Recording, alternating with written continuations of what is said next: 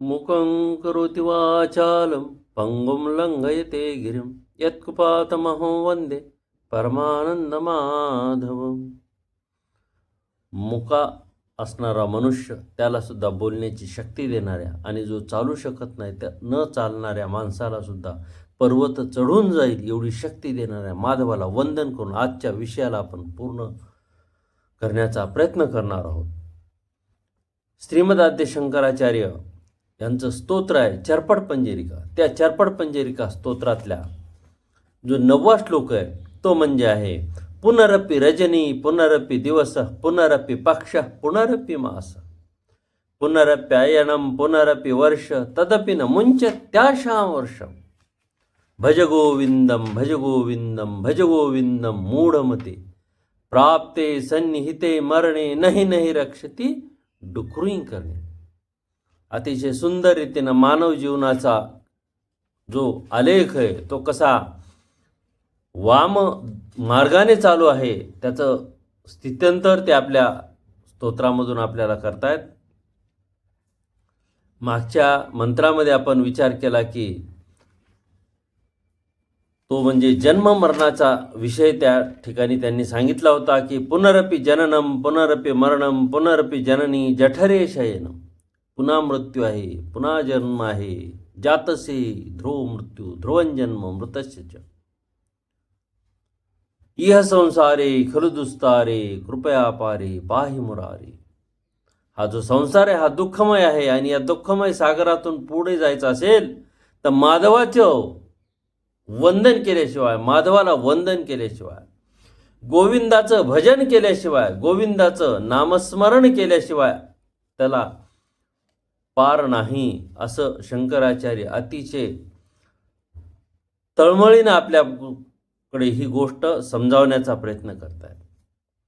आजच्या श्लोकामध्ये पुढे ते सांगतायत जसा जन्म पुन्हा आहे, मृत्यू पुन्हा आहे आणि हे दुःख भरलेलं सागर आहे, तसं या श्लोकात सांगताय पुनरपि रजनी पुनरपि दिवस. काय सांगितलं यामध्ये? पुनरपि रजनी. रजनीचा अर्थ होतो रात्र, निशा, काळोख. जीवनामध्ये अशा कितीतरी रात्री यायल्यात आणि चालल्यात. रात्रीचा अर्थ अभाव सुद्धा होऊ शकतो. माणसाकडे जे आज नाही आहे उद्या येणार आहे, पुन्हा येणार आहे, पुन्हा जाणार आहे, पुन्हा येणार आहे, पुन्हा जाणार आहे. जसं की बालस्तावत क्रीडासक्त तरुणस्तावत तरुणी रक्त यामध्ये आपण बघितलं. बालपण होतं त्याची संध्याकाळ झाली, रात्र झाली, मग जरा आली, जरानंतर पुन्हा मृत्यू आला, मृत्यूनंतर पुन्हा जन्म, जातस्य ध्रुव मृत्यू ध्रुवन जन्म मृतस्य च. ते पुन्हा येणारच आहे.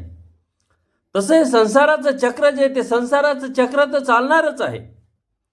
पुन्हा दिवस येणार आहेत. दिवस याचा अर्थ प्रकाश.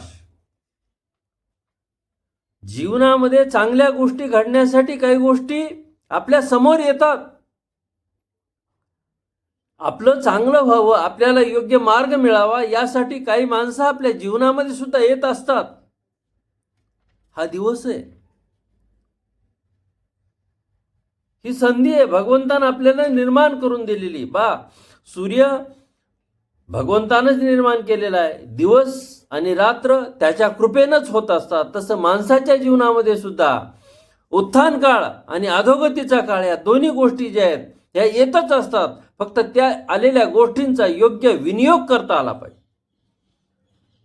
त्याचा योग्य उपयोग करून आम्हाला आमचं जे ध्येय आहे ते पूर्ण करण्याकडे आपलं लक्ष सातत्यानं असलं पाहिजे. पुढे सांगतायत की पुनरपि पक्ष पुनरपि मास. पक्ष याचा अर्थ पंधरवाडा. जे महिन्याचे काळाचे भाग जे आहेत ना त्याविषयी हे सांगतात आपल्याला की दिवस आहे, रात्र आहे, पुन्हा पक्ष म्हणजे 15 दिवस आहे, मास म्हणजे महिना आहे, 30 दिवसाचा महिना तो सुद्धा निघून चाललेला आहे. एवढंच काय 6 महिन्याचं एक अयन असतं, उत्तरायण आणि दक्षिणायन. मी 6-6 महिन्याचे 2 आयन जात आहेत. पुनरप्यायनम पुनरपि वर्ष. अरे पुन्हा वर्ष सुद्धा निघून चाललेले, तरी सुद्धा माणूस स्वतःची आशा सोडायला तयार नाही. तदपि न मुंच त्याशामर्ष. तरी सुद्धा तो आशा सोडत नाही, लोभ सोडत नाही, जी आसक्ती ती सोडत नाही. पहा सगळ्या ह्याच्यामध्ये जे सांगितलेलं आहे, शंकराचार्यांना एकच सांगायचंय, कामना रहित झालं पाहिजे. माणसाच्या कामना मर्यादित झाल्या की जीवन जगण्याला त्याला कुठलीच अडचण येत नाही. त्याला काही गरज कमी गरजामध्ये माणसं जगत नाहीत का?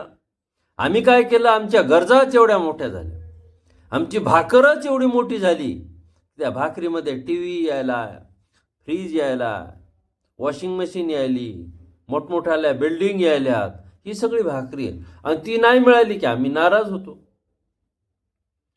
पण ह्या सगळ्या कमावण्याच्या नादामध्ये, हे सगळं मिळवण्याच्या नादामध्ये जे जीवनाच्या सोबत घेऊन जायचं आहे ते मात्र घेण्याचं आपण विसरतो.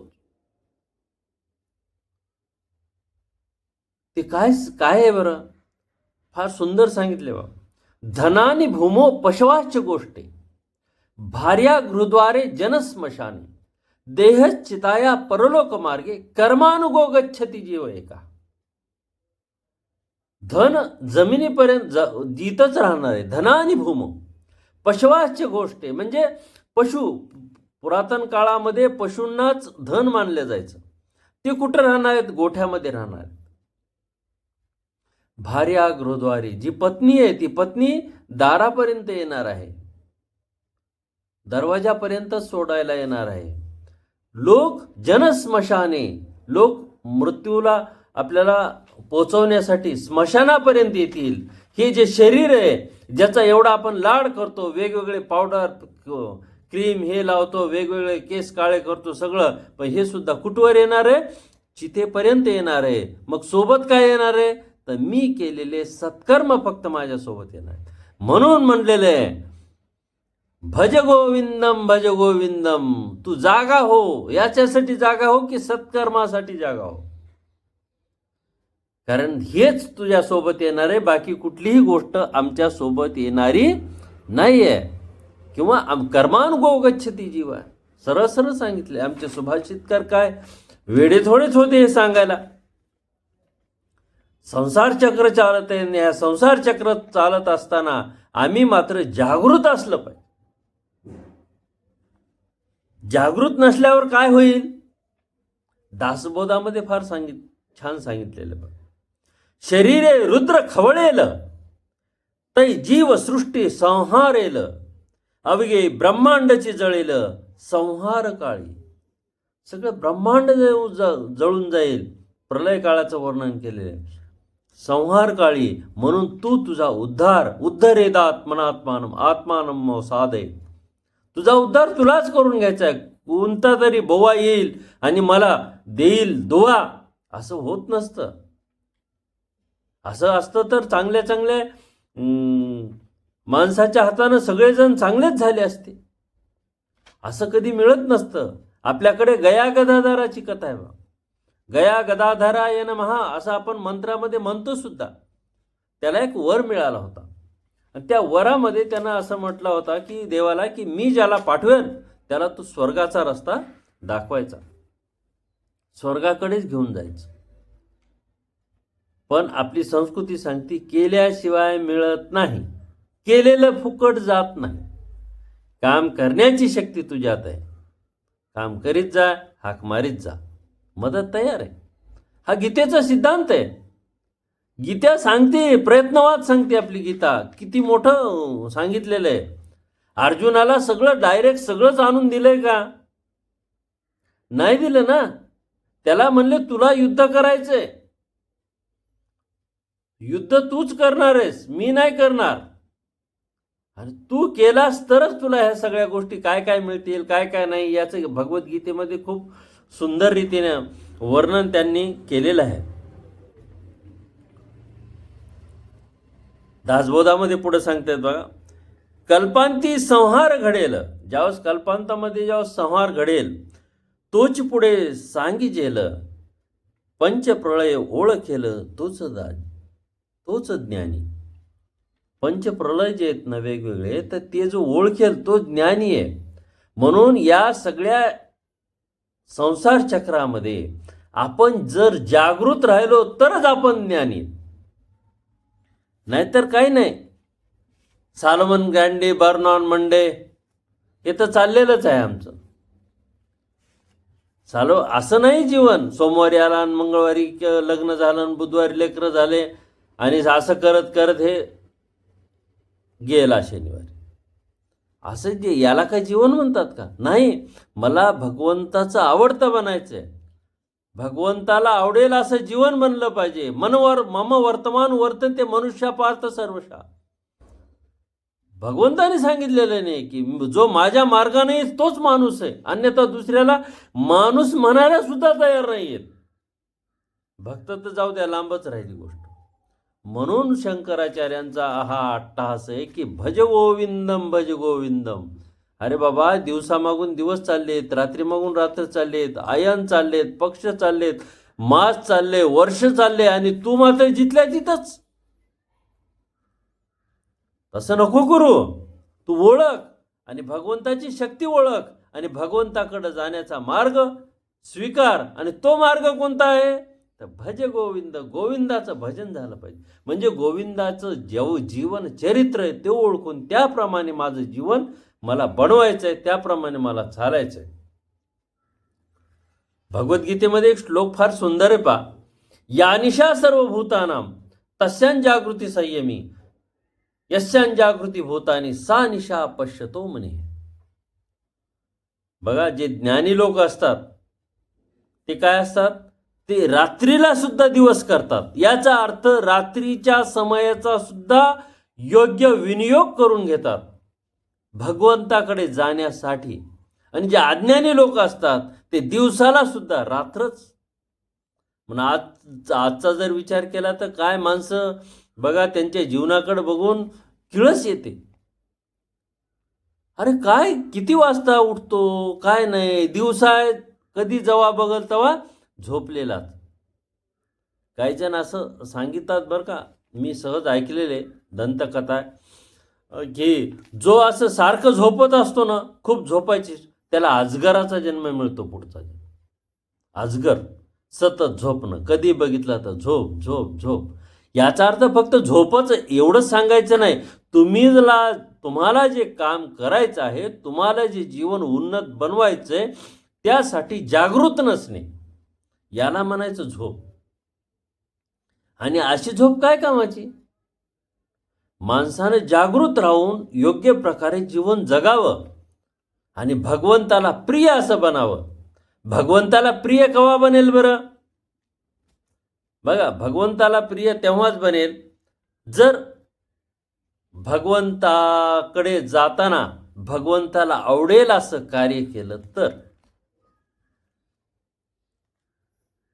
समजा एक वडील आहेत, त्यांचे खाली लेकरं खेळायलेत आपले, आणि खेळत असताना आपण त्या लेकरं समजा पडायले नालीमध्ये किंवा कुठं पडायले, आपण जर त्याला उचललं आणि वडिलाकडे घेऊन गेलं तर वडील म्हणते, वा वा वा, तुमचे खूप धन्यवाद बरं का, हे चांगलं केलं. आणि ते न करता जर समजा आपण नुसतं बघायलो ते लेकरू पडायले, तरीसुद्धा त्याला काहीच न करता राम राम साहेब असं जर म्हटलं, ते अरे ते माझं लेकरू पड, तू जर हल्ला असता थोडा तर त्याला वाचवता आलं असतं ना. तू हल्ला नाहीस, तू काही केलं नाहीस, ते पडला. तसं या जगामध्ये अनेक लोक अशा अधपतनाच्या मार्गाला पडतायत. आणि म्हणूनच संतचं तळमळ काय होती? बुडती ही जन न देखवे डोळा, म्हणून कळवळा संताची. हे जग बुडतंय आणि हे बघवत नाही, म्हणून ते कार्याला लागलेले संत. आणि असं प्रत्येक माणूस ही गोष्ट करू शकतो, नाही असलं पण निदान स्वतःच्या जीवनापुरतं तरी जागृत होऊन त्याप्रमाणे कार्य केलं तर. बघा, भगवंताचं किती प्रेम आहे आमच्यावर. आमचा श्वास कसा चालतो माहीत नाही. प्रत्येक ठिकाणची रचना बघून घ्या. रचना जर बघितली तर अतिशय सुंदर आहे. तोंडाची रचना बघितली तर जीभ आहे, जिभेवर वेगवेगळे चवीचे वेगवेगळे स्पॉट आहेत. त्या ठिकाणी गेल्यानंतर त्याची चव कळते. ताप आल्यानंतर आपल्याला चवीचं ज्ञान राहत नाही, मग माणूस परेशान होतो. अहो काय सांगावं, तोंडाला चवच नाही. मग किंमत कळते चवीची, मग किंमत कळते जिभेची, जी भगवंतानं दिलेली आहे. शरीरातल्या कुठल्याही अवयवाचं आपण काहीच करू शकत नाही, पण ते सर्व जर बघितलं तर भगवंतानं दिलेल्या या शरीरावर, म्हणून भगवंताचं प्रेम समजलं पाहिजे. आणि बघा, काय विचार सांगितले यापेक्षा आपण काय केलं हे जास्त महत्त्वाचं. लेकरांना आपण किती सांगितलं यापेक्षा लेकरांना कसं प्रेम दिलं हे लेकरं जास्त लक्षात ठेवतात. शेजाऱ्याला किती उपदेश केला यापेक्षा त्याच्यावर किती प्रेम केलं हे जास्त महत्त्वाचं.